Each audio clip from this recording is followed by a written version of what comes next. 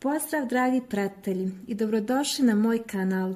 Danas pravimo lažne šubare ili kako mnogi vole da zovu ruske kape. Vrijeme pripreme nije duže od 30 minuta, a okus je fenomenalan. Od sastojaka nam je potrebno 150 do 200 ml mlijeka, 4 kašike kakao praha, 80 g rastopljenog maslaca, 300 g mljevene plazme ili nekog drugog keksa po vašoj želji, kokos za dekoraciju i mliječna čokolada. Pa hajde da krenemo. Prvo pomiješamo suhe sastojke, znači keks i kakao. Malo promiješamo.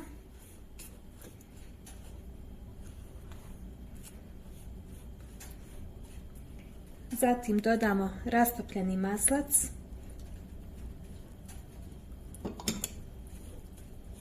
I mlijeko. Mlijeko dodajemo polako, malo pomalo. I miješamo sve dok ne dobijemo ujednačenu smjesu.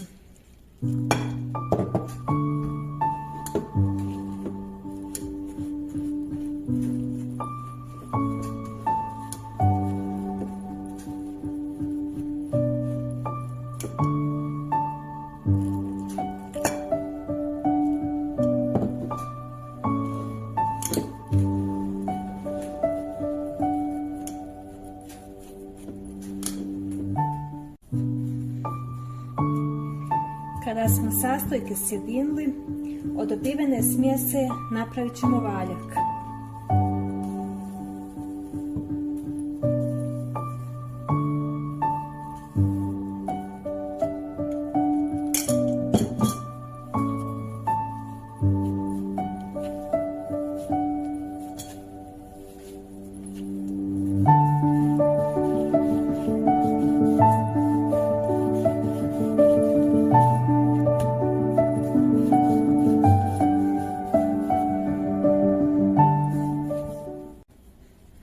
A zatim valjak siječemo na širinu od otprilike 2 prsta.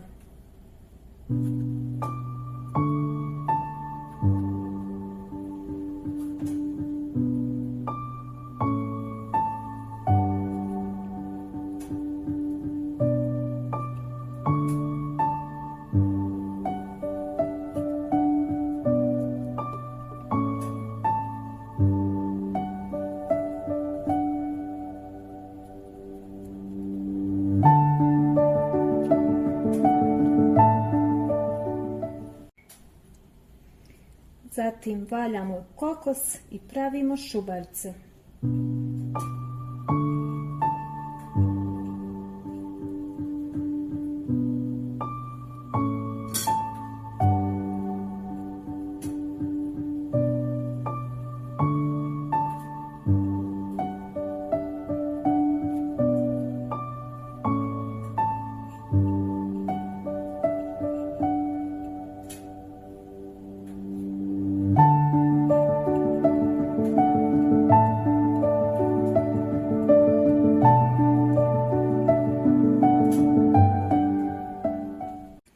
To je to, naše šubare su gotove.